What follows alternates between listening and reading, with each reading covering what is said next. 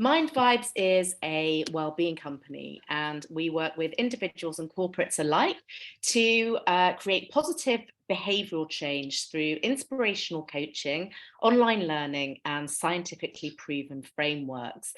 Our learning is grounded in neuroplasticity, the brain's ability to rewire itself, along with positive psychology. And we take a holistic approach to well-being and leadership. And what I mean by that is that we take the whole person into account. So everything from the food that you eat, the amount of sleep that you have, the thoughts you have, behaviors you exhibit, relationships that you're in personally and professionally, the environment that you're in, toxins that you're consuming. Absolutely all of these things contribute to your well-being. So we take a holistic approach to well-being. I was inspired to launch MindVibes after experiencing burnout and unfortunately addiction, and have been on a multiple years-long healing journey before retraining. And MindVibes was really born out of a passion to bring tried and tested, and most importantly, scientifically proven stress management tools and techniques to corporates and individuals. Everything that we do is evidence-based. So, work-life balance. Today, we are going to look at why work-life balance is so important, our biggest blockers to achieving that work-life balance, how we can put ourselves first in the midst of modern day living, and tactics to implement. So things that you can take away and start incorporating into your life today. Please do feel free to post comments, thoughts, and questions in the chat. I'd love for this session to be as interactive as possible, and I will be checking into the chat throughout. So we all know the work-life balance is important. So from a company perspective, let's look at this. Post-pandemic, if we can call it now, more workers are attracted to their role for the work-life balance that it offers over and above the salary. So it's really key for businesses to encourage a healthy work-life balance for employees. And if they do that, it goes without saying that it will improve retention rates, boost productivity, and ultimately increase profits. So they're no-brainers, really. But how about us on a personal level? Why is work-life balance so important? Well, it helps to manage your mental health, and we are in the middle of a mental health crisis. It enables you to prioritize what's truly important in your life. It enables you to simplify your life and prevent burnout. It will help you to be more present in the moment with time to think. You know, if we're all just running really fast on this treadmill and never getting off, just responding to every meeting invite, saying yes to everything, we're so exhausted. We just don't have that time to stand back and think and reflect and do things properly. And most importantly, it helps us to let go of trying to do it all. We literally cannot do it all. So let's just give ourselves a break here. So what are the biggest blockers to achieving work-life balance? I've put a few things down that I come up against with my clients all the time. Not having healthy boundaries is a really big one. So just not being able to assert your values so they're not compromised. Not saying no, and we're going to dig into this a little bit deeper. This is a really big one, people being quite afraid to say no because of how they'll come across. Inadequate communication. Sometimes we just really need to communicate the fact that we simply do not have the bandwidth. So communication, like everything in life, is super important. When we don't have good work-life balance, there's often an absence of prioritization. So what really are the priorities at work and at home? A lack of self-care is a big one, because if we're really looking after ourselves, then we are definitely going to be in more of a mentally and physically stronger place to be able to have a good life work balance and bring it into our lives. Fear is a really big one. What are we so afraid of? That means we're just running around like headless chickens, with an absolutely terrible work-life balance. And of course, work demands, people are being made redundant, they're having work piled on top of them. And sometimes it all gets a little bit too much. So these are some of the blockers that I see. Do any of these resonate with you? Do you have anything that you think is blocking you from having a good healthy work-life balance? Please do post in the chat. Let me know what you think.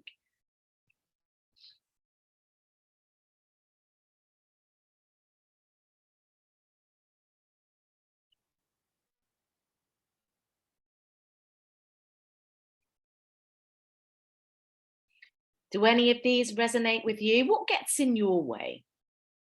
Money is a massive driver. Well, this is it, isn't it, Kitty? We have to do the work to get the money to be able to live the life that we want to live. So we're so driven by money, and especially in the UK with the cost of living crisis, which I'm sure you're all very aware of. Yes, so money is a big driver. Natalie, a lack of time. Yes, we're going to come on to this. Lack of time. We all feel that there are literally just not enough hours in the day.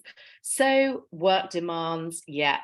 Thank you, Joey. Security and safety, yes, protecting family. And we're going to take a look at values in a minute, Tanya. And yeah, it sounds like protecting your family is a value of yours.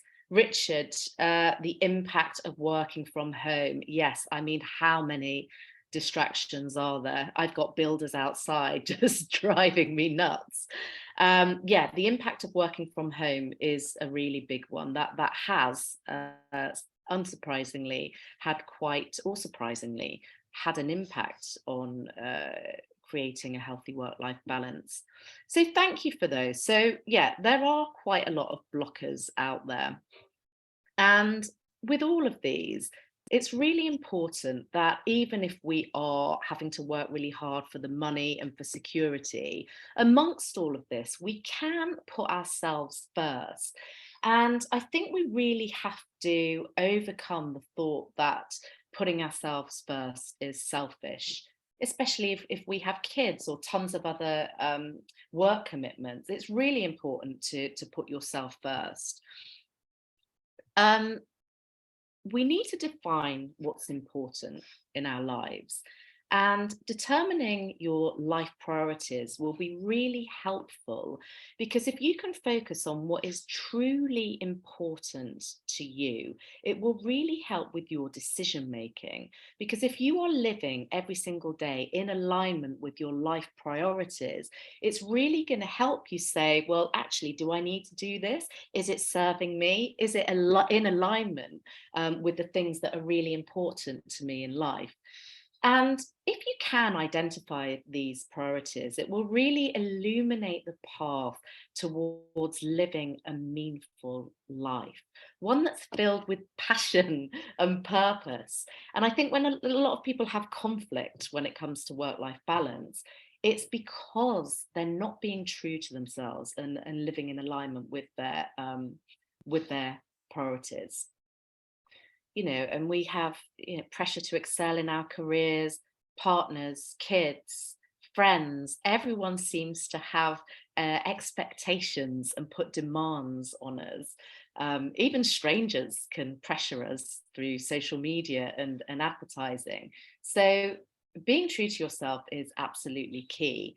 And if you can determine your priorities, one way to do this is to determine the measures that you're using to decide if your life is turning out the way you want it to.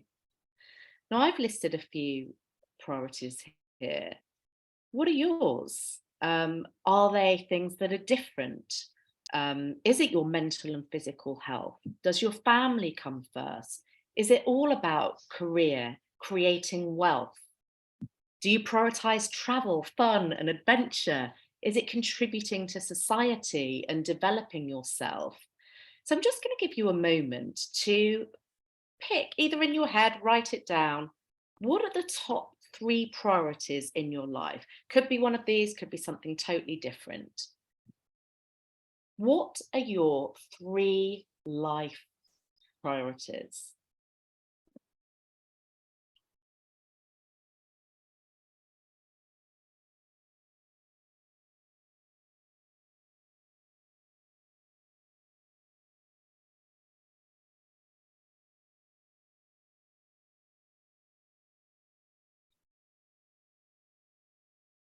And then I'm going to ask you, once you've thought about those, ask yourself an honest question. Are you living in alignment with your life priorities? That's just something I'm going to leave hanging there for you to think about. So, being true to our life priorities is absolutely key and will help with decision making. We're also doing a lot of unnecessary stuff, both at work and at home. And we really have to take a look at what can give here. And I don't care what anyone says, there's always stuff that can give. Are you binge watching Netflix? Do you sit and scroll through Instagram and before you know you've lost 30 minutes or an hour of your life? You don't know where it's gone and you just don't feel that great afterwards. Are you attending every single meeting just because you feel like you should be there, even if it's not effective? Do you have to say yes to every single invite? There is all, socially, do you have to be out every single night between now and Christmas?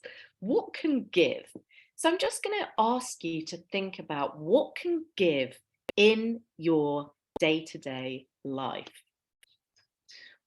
Something that I've started doing recently because I'm learning Portuguese is I've decided to swap reading the news for learning a language. So anytime I'm tempted to pick up the news, which is almost always really depressing these days, I use it to go on a language app instead, because that means I can prioritize what's important to me by eliminating the unnecessary, the news. So what can give in your life?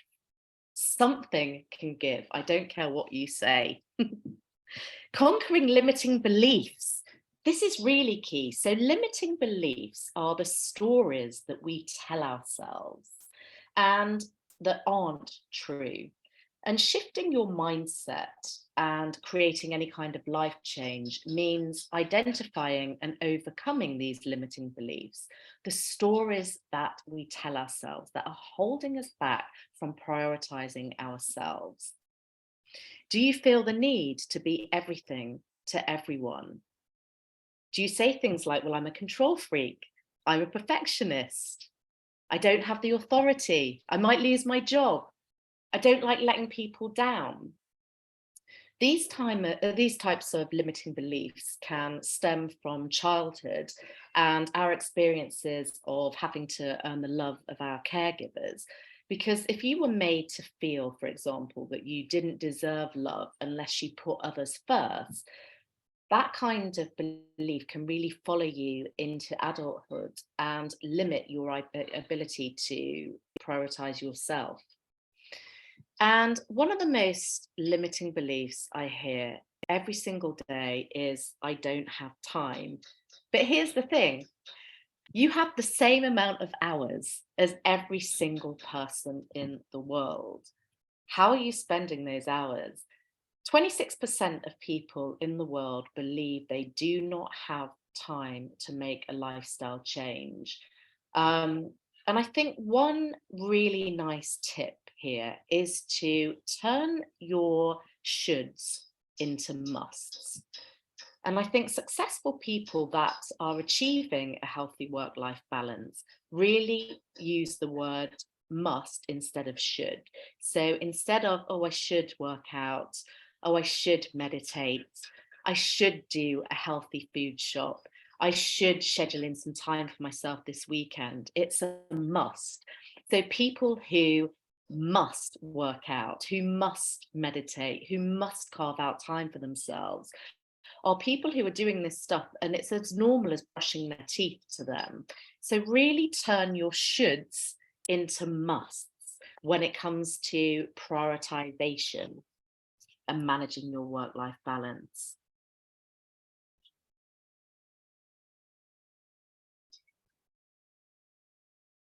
And I think in order to do this, tracking your time is where you spend your time is really helpful. And it can help you to better prioritize and schedule all of your activities accordingly. Starting the day, the week, the month with your key priorities is a really good way to manage your time. So if there's one thing that needs to get done today, what is it? And once you get out of that, get that out of the way, it'll really free you up to relax into the rest of the day. What do you need to get done this week? What are the key things that you need to achieve this month? If you can have a really clear plan at the start of each day, at the start of each week, and the start of each month, this again will really help to prioritize your time. Martin, don't you want to turn musts into wants? Yes, but I think what we're saying here is when we say should. But yeah, wants, I guess, works just as well as musts. But I feel that must is a slightly stronger word. I must meditate rather than, oh, I want to. I want to go to the gym. I want to give myself some extra time. But yeah, whatever works for you to drive a positive angle on your task. Oh, I see what you're saying. Yeah, it sounds more positive. I want to do that. Yeah, I like that, Martin. I really want to get up and do this for myself as opposed to must. Yeah, it feels like a bit more of a chore, I guess. Prioritizing self-care is really key when it comes to creating a healthy work-life balance. Because if we are putting ourselves first and really looking after ourselves, we're in a much stronger position to be able to manage our work more effectively. We're in a stronger position to be able to take time to step back and think clearly rather than rushing headfirst into everything.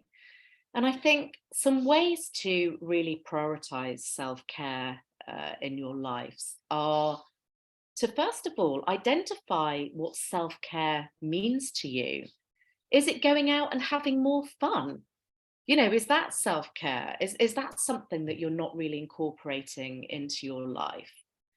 Is it about having a better exercise routine? Is it phoning your best friend a couple of times a week for a really good chat? What does self-care mean to you? So I think that's the first thing. Identify what really nourishes your soul and then schedule in the time to do it. Even if you have to block it out in your calendar, if you're trying to incorporate a new routine like meditating or yoga, for example, if you put it in your calendar, you know that you've got to get up and do that and you've allocated time to it. And then I think after a while, it becomes an automatic habit and you won't need to do that. But I think scheduling in the time is really important. So making that workout just as a bigger priority as having that meeting with your boss or your key client. So really try and stick to that by scheduling it in. Get into a good sleep habit. I think a good sleep is at the cornerstone of good health. It's probably the most important pillar because we all know what it feels like when we haven't slept properly. It's just horrendous trying to get through the day. So do whatever you need to do if you're not sleeping well at the moment. As we all know, screens a couple of hours before bed are not good at all because that blue light is tricking your brain into thinking that it's daytime when we really want to be winding down and relaxing into the evening. Drink chamomile tea, do a yoga practice, do some journaling, reflecting on the day. read a good book, do whatever works for you to make sure you're really getting into a good sleep habit so you can face the day with a clear head. Nutrition is absolutely key for success. I'm sure we're all guilty of, surviving on coffee and sugar to get us through a busy work day. And sometimes that can work for a nice little afternoon boost. But what we don't want to be doing is messing around with our blood sugar too much. So just making sure we're really getting all of our nutrients in, plenty of protein to fill us up and sustain us, lots of water.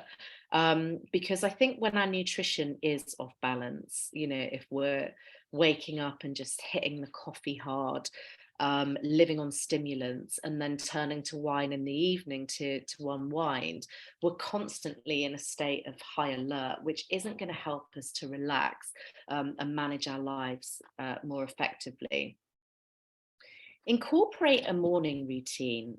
I always work with my clients on building a good morning routine because I think it really sets you up for the day. It sets the tone for the day as well.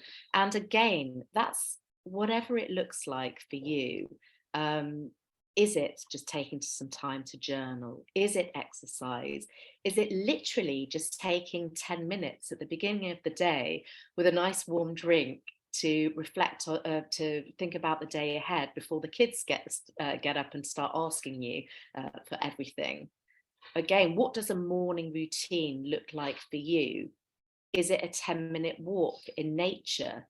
Is it getting off the bus a few steps early so you can really enjoy a brisk walk before you start the day? Just having that regular morning routine will really help to relax and ensure that you can plan more efficiently.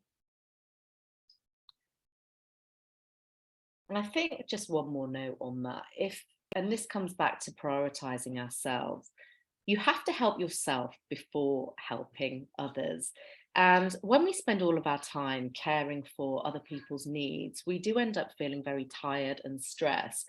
And that can make us less able to be focused at work or to connect with people. We can't really engage with children, partners, friends. We're not excelling at work and we don't achieve our goals. So just really learning to prioritize self-care is essential to true growth. And if you're not growing, you're dying, as they say. So learning to say no. This is a really big one that comes up time and time again. And there are plenty of situations where it is perfectly acceptable to say no. If you're working to deadlines at work that really are completely unrealistic, that's not going to serve anyone. Or if you are completely overloaded with things that are in your remit that serve to that meet your objectives, then if you're asked to do something that is simply not your job when you're completely overloaded, maybe that's a good reason to say no. If you're asked to do something in a way that has proven to be completely ineffective, it's completely justifiable to say no there. Or if you simply have too many things on your plate. And I think people are still afraid to say no in fear of creating some kind of conflict, being perceived as difficult. I've heard all kinds of things banded around, especially as a woman, I'm sorry to say. And I think women definitely have a harder time of saying no. They're way worse at it. And again, I think this comes from really old-fashioned societal expectations that we don't want to be perceived as difficult or too alpha. I've heard that. Bossy, all of these things. So how about we reframe saying no? And I think that a lot of fear about saying no is because one of our most fundamental needs is for social connection and having that feeling that we really belong. And saying no feels threatening to our relationships and that feeling of connectedness. So, how about we just effectively say no? Reframe it. Instead of saying, no, we don't have that at work, for example, you can say, well, I can see how that would be useful, but I'm afraid we don't have plans to add that functionality. Or there's currently no way of doing that right now, but we really appreciate the time you've taken to give us this feedback. That's how we create change, by listening to comments such as those. So really reframing how to say no. Always be assertive but polite. And I think don't go back on your decisions saying, oh, sorry, I'll try and help you later. Be assertive. No is a complete sentence. So do not worry about that. Suggesting an alternative is a really nice way of saying no. So I literally don't have the bandwidth at all today, but I do have some time on Tuesday morning. Or I can't help you today, but I know Nigel is really keen to get involved in these projects. Why don't you speak to him?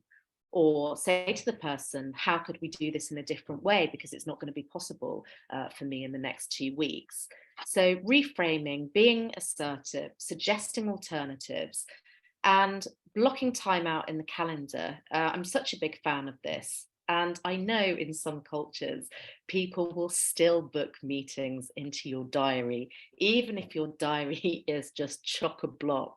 But I think if you do schedule everything in, they are less likely to do that. And, just really blocking time out to go to the gym at lunchtime, to set your intentions and plan your day properly, scheduling that buffer time for people who do need things at the last minute, because we don't want to be unhelpful. We're all working in busy jobs where stuff does come up at the last minute, but maybe just schedule that time in, that buffer. So block that time out in your calendar. And as I said before, just really prioritize the stuff that's important to you in the same way that you would for a colleague, a boss, a big client. Weigh out the costs and benefits of saying no. So if you have a difficult conversation ahead of you where you feel like you've got to let someone down, just really weigh out the costs of you saying no. How is that really, what's the cost to you of not saying no? And what are the benefits if you're able to have this conversation and say no? So just a moment here on how MindVibes work, because all of the topics that have come up here come up time after time, and I think they're pretty consistent with anybody. And let us know if you have any other thoughts around the conversation that we're having. But we offer a wellbeing clinic to our clients. So they can book a number of sessions, and one of our health and wellbeing coaches will provide a safe and judgmental space to talk, a one-on-one situation over Zoom where your people can just book in.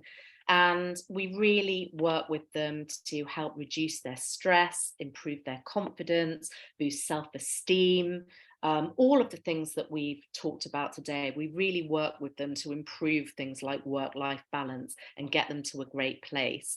And we also offer life coaching for individuals.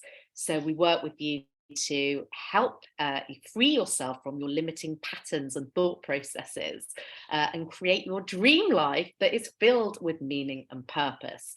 So with both of these programs, you get a dedicated coach in your corner that's your personal cheerleader, that will hold you accountable to meeting your well-being goals on a weekly basis. So please do let us know if you'd like to talk about those further. So I'm just going to summarize now, and I'd love to hear your thoughts. Has this inspired anything for you? So define what's important. Really identify what your life priorities are so you can live in alignment. It will help with your decision making if you can think about whether something is serving your values and your life priorities. Eliminate the unnecessary. Something can give at work and at home. Maybe have a look at your diary and social plans today. What can give? to free yourself up to bring better balance, even if you are really busy and having to do stuff for the money? How can you make the most of it? How can you serve yourself better? Conquer your limiting beliefs. Is it true that you really do not have time, or can something else give? Prioritize self-care. Learn to say no. Manage your diary by blocking out time. Turn shoulds into musts or wants. Thank you, Martin. And begin each day, week, and month with a definite plan so you can organize yourself effectively. So I'd love to ask you, has this inspired anything? Do you have any thoughts, any struggles? What comes up for you? And what's the one thing that you pledge to doing differently as a result of coming along today? Just type into the chat.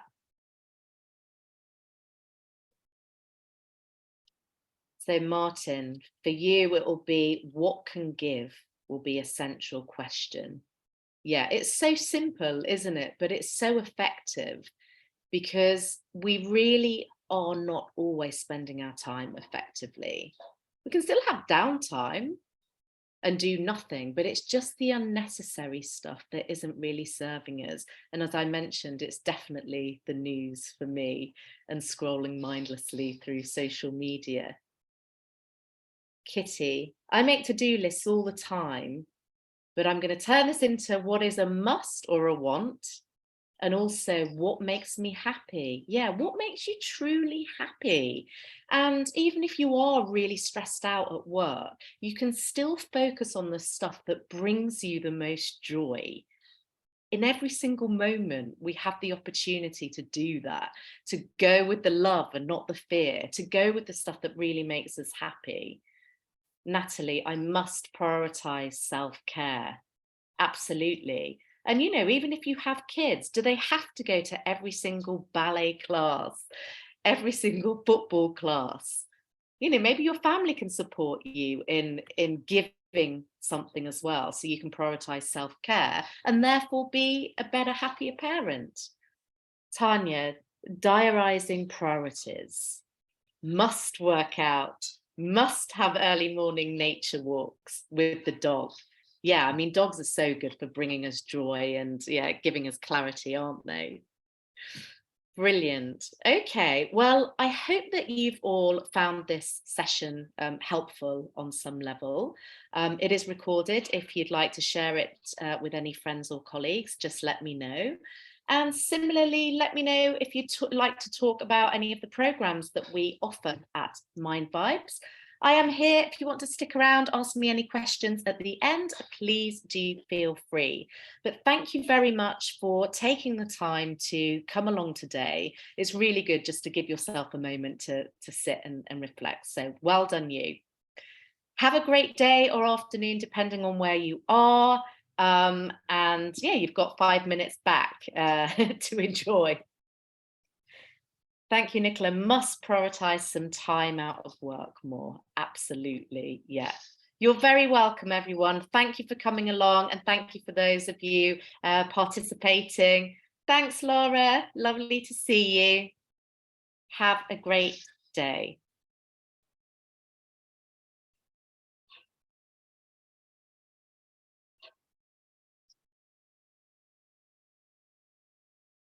Martin, a thought. By hacking away at the non-essentials, I'll create space for the things that I want and must do that are in line with my values. Absolutely. Prioritize daily decrease rather than increase. I love that. Yeah, what can you decrease today? Even if it's 10 minutes to give yourself some time to have a better work-life balance. Love that. Thank you, Martin.